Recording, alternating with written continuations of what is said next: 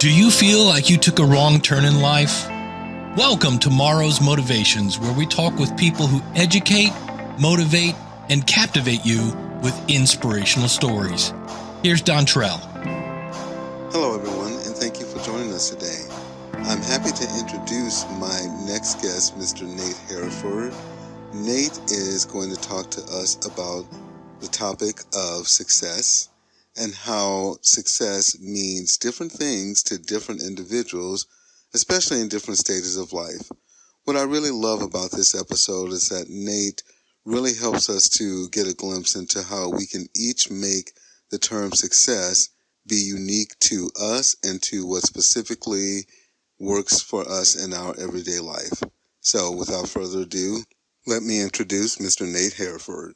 All right, Nate, thank you again for joining me so much today. How are you doing? I'm doing good. A little crazy with the coronavirus. It seems to change, hour by hour and every day of things, what to do and not to do. But other than that, doing good. Man, I hear that. It is a crazy time we're living in right now. And I think that virus, the stuff that it's making us think about and reevaluate and how we do things, it's very extraordinary right now. So, but hey, we can say that we're doing our part. We're doing the social distancing thing that they're telling us to do because we're completely online right now. Yeah, we are, man. So yeah, we're following the rules on this one. And so, yes, for our listeners out there, Nate and I have had a very special friendship that we've enjoyed for, oh my gosh, over a decade now. And it's interesting how when you're in the service of your community and people, how the Lord will bring you just in the path of some good people. So I thank you for the times that we've had to be able to have that connection and for you just letting me share your story today. Yeah, well, thanks, D-Train, for having me. You're nice enough to have me on. And yeah, I'm excited to talk about some of the things that you sent me over. So I wanted to make sure that, in understanding a little bit about yourself, I look at you and view you as a very outgoing and successful person based upon the way that you live your life and the way that you have interacted with me and with people in your community. So I wanted to just hear from you personally how you define success. Yeah, good question. Everybody obviously defines it differently through experience and how they're raised. I grew up in the sports world, playing sports, watching sports, still obviously a big part of my life today. And I think the world maybe defines success as the results in a sporting event, whether you win or lose, how good your career was. Obviously, Tom Brady can be recognized as probably the greatest quarterback ever of all time because he has the most Super Bowl rings, or Michael Jordan. But in that sense, it also has to do with where you were raised, your circumstances, what you had access to. Some are very fortunate and some aren't. But for me, how I define success is just trying your very best. I use the analogy of the gym because I like to exercise. I like to lift weights.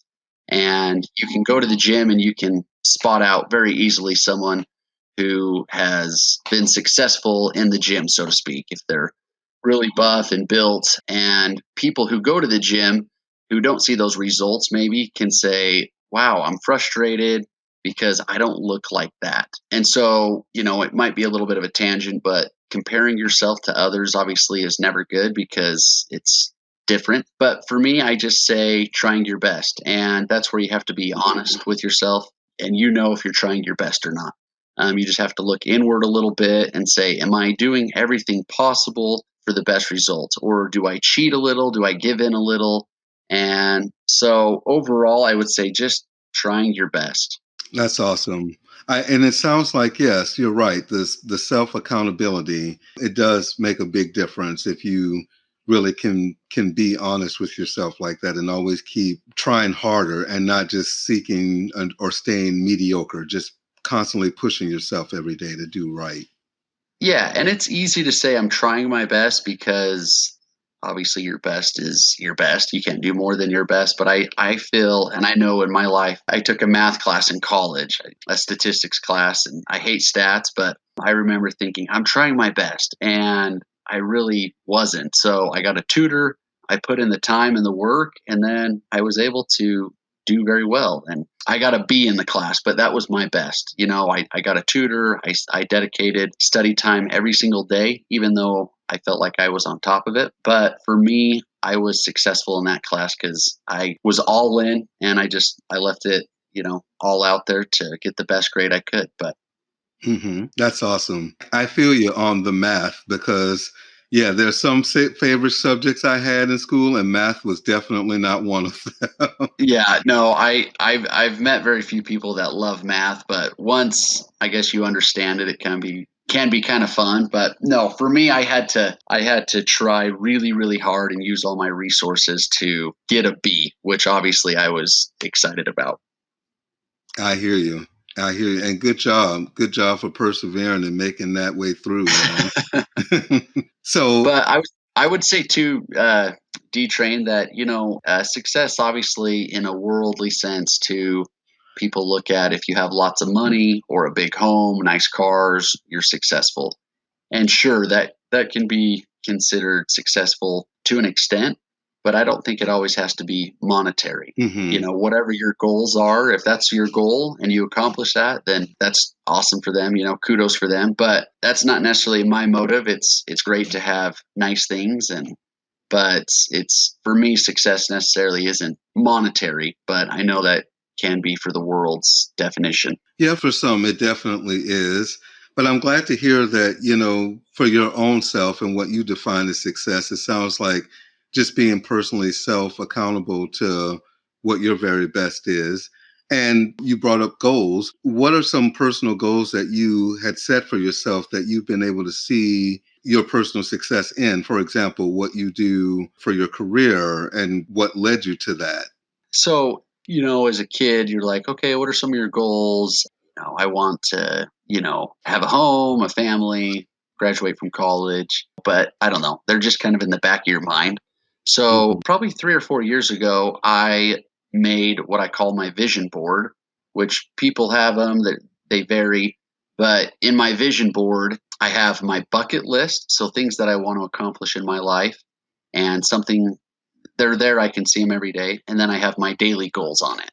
And then I have pictures, things that are very important to me. My faith is the most important thing in my life right now. So I have a picture of Jesus Christ right in the center of it. So instead of having him be part of my life, I've made him the center point and focal point of my life. And then things that I do, I make him a part of it. So he's always the focus. So if things don't go my way, whether it's in business or relationships or life or whatever, I have that constant support that I can focus on. So having my daily goals up where I can see them every day has probably been the biggest game changer for me because it's just, you don't forget. They're always on your mind and they require work.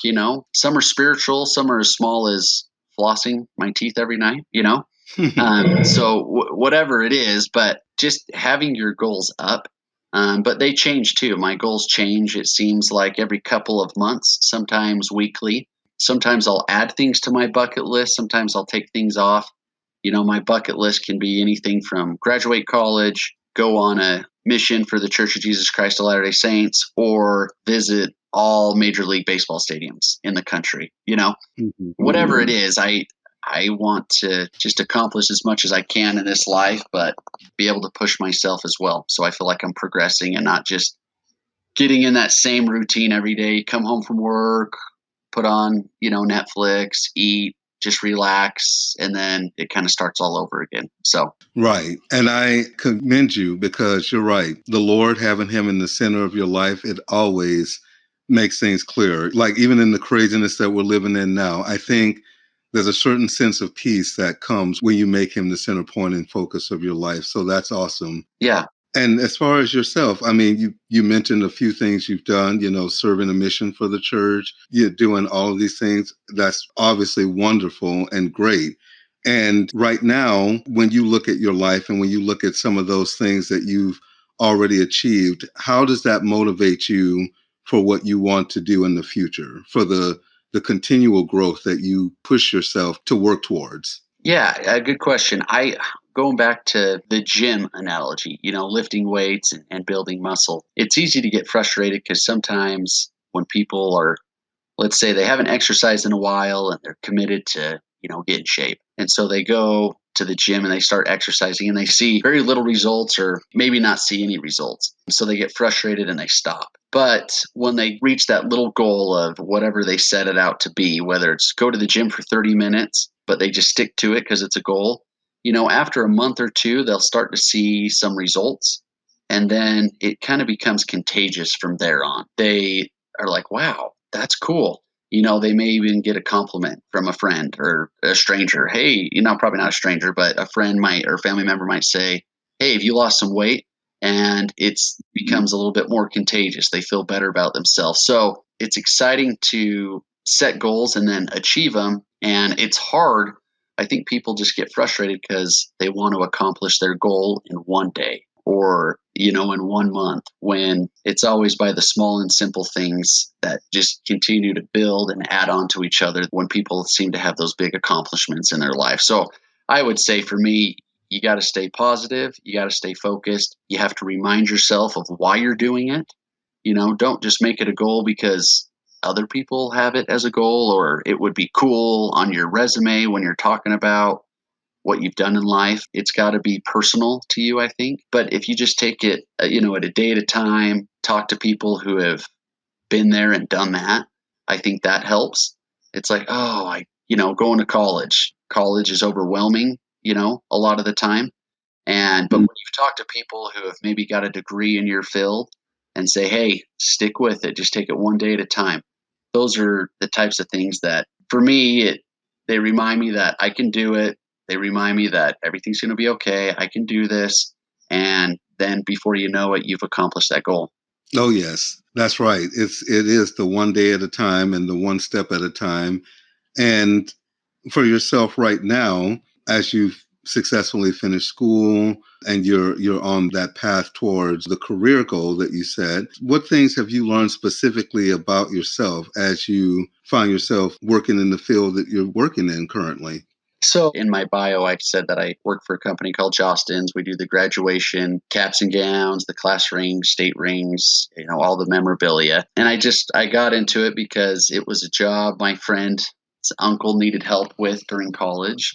And then as I worked there through college, a full-time spot opened up as I graduated. And it wasn't originally what I wanted to do, but it opened up. So I had a plan to go into education and be an administrator, but this door opened up. So that sometimes happens in life. You have one plan and another door opens up along the journey. But for me, I found joy in the people that I work with. I love to work with people and help people. And high school was a blast for me. So when I go to high school and think about high school, I can get those high school juices going again. And it's fun for me when I talk about my high school with some of the seniors and administrators. But I've realized in life, with this coronavirus, what if there were no graduations and, I had to get a new job or something. I realized in the 10 and a half years that I've worked here is I feel like I could do any job and be happy and be successful. And I would give it my all. I would try my best every day at work, whatever my tasks are for that day. I just try to give it 100%. So whether it's, I'm on the road, dropping stuff off, delivering stuff, taking orders, or if I'm answering emails all day, I just try to do my best I can for that day, be as nice as I can. And then I can lay down on, my pillow in bed at night and say, hey, I did my best today. No regrets. So for me, that's very satisfying and successful to me. And I know some people might say, oh, it's only success if my numbers are up. If they're down, if I'm in the red, it wasn't successful. And I've also realized, you could have a dream job, but work with people who are hard to work with, and you probably would hate your job. Mm-hmm. Or you can have a job that might be difficult, but work with great people and it'll make it a good experience for you. So working with the right people is huge. If I had to give anyone advice on what career to choose, I would, say choose what you like to do. And obviously you might not change the world doing it, but just work with some good people. And if you enjoy working with them, you'll be successful at what you do.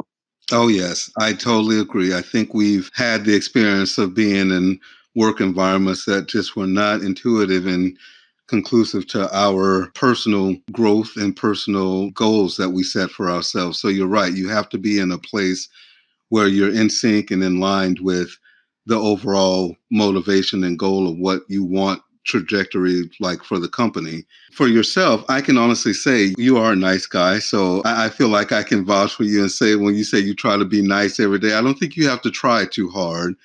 Um, and the other thing that stood out from that is it seems like you were saying that you love serving people, you love being around and helping, especially the youth. You have a connection with them, you can relate to them because you're right. It wasn't that long ago that we were in that same time period and in that same experience of life. So that's great. So what are some things that you look forward to the future of achieving? What are some personal goals that you have now that you're working towards completing? A couple things that are on my bucket list. One, have a family. Me and my wife were married just a year and a half. So we obviously want to have kids, and we're older, and we've also had the conversation, what if we couldn't have kids? It wouldn't be the end of the world. I feel like people in life say, as soon as I find someone to marry, I'll be happy. As soon as I find a job, I'll be happy. As soon as I graduate college, I'll be happy. As soon as I'm retired, I'm happy.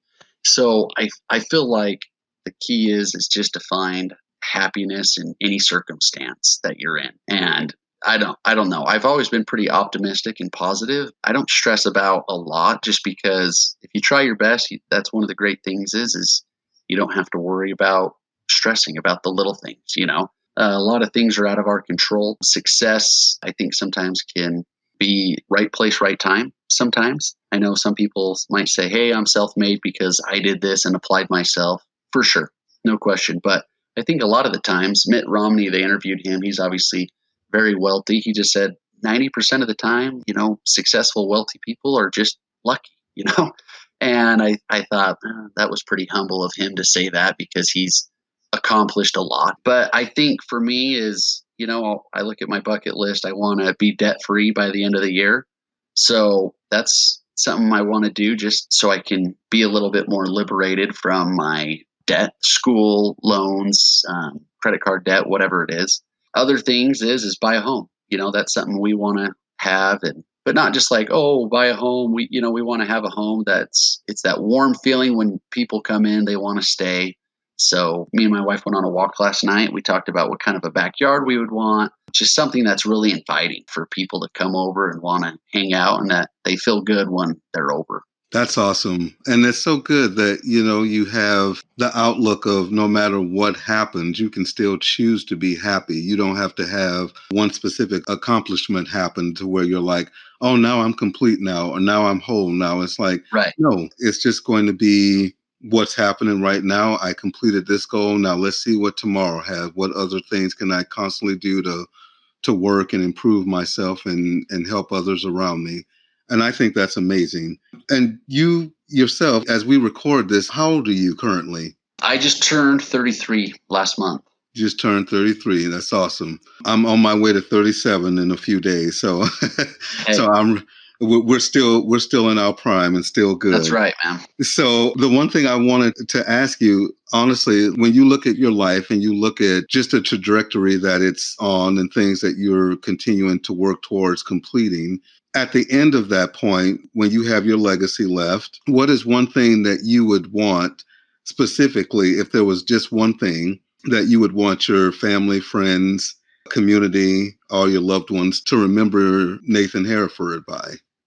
Yeah, good question. I think I heard this was through Ed Milet. He's a motivational speaker, so to speak. He's got his own podcast as well, and he's been very successful monetary wise, but also he has, some goals, faith goals, service goals, how he can help people out. So one of the podcasts I listened to, he said, at the end of this life, I think there's going to be two people. One, that it'll show a person of the person that I am and, that I became. And then a person that, God, or if you don't believe in God, after this life, the person that you were intended to be. And I want to compare those two people, and hopefully those two people will match up. Hopefully I will be able to reach my potential that God intended me to be. Said, okay, I sent you here to this place, and I want you to be the best person you can be. Try your hardest, serve, love others, provide for your family. So that's what I hope. I hope that people will know that I tried my very best. My mission president, who you know, President Lake, he said, we can't always choose what happens to us. Bad things happen to us, whether we make mistakes and kind of cause that grief upon ourselves, or whether it's just bad luck. And, maybe God's trying to teach us a lesson. But he says it's all about how we react. And I think it's kind of like this COVID right now, COVID-19. There's not a ton we can do other than do what they're saying, no more than 10 people per group, have social distance between each other. But I think just have a good attitude and react the best way we can. So I think control is a little bit of an illusion sometimes. And we sometimes try to fix it ourselves when in reality we have zero control over it. We just have to react and do our best. So yeah, I guess that was a long-winded question. I just hope people will see my legacy as Nate Heriford tried his best. He just tried his absolute best, gave it his all. You never had to question if he did everything he could. Dude, that's amazing. And no, that was a perfect, honest, long answer. I love it. You don't have to apologize at all.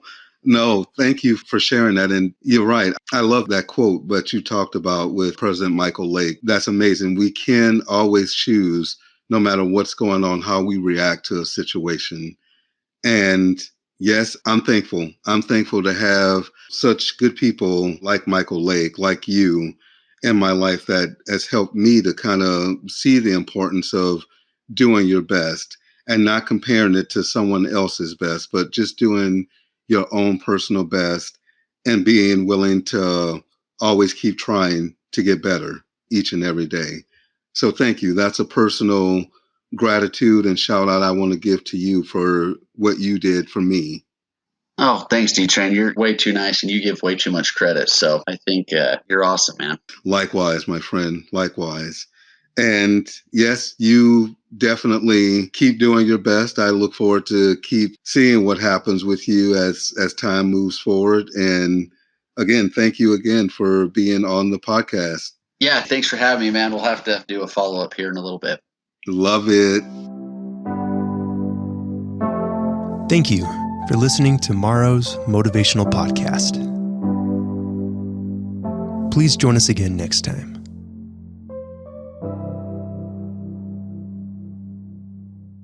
Wow, something is really different on the growler. Really different on the growler.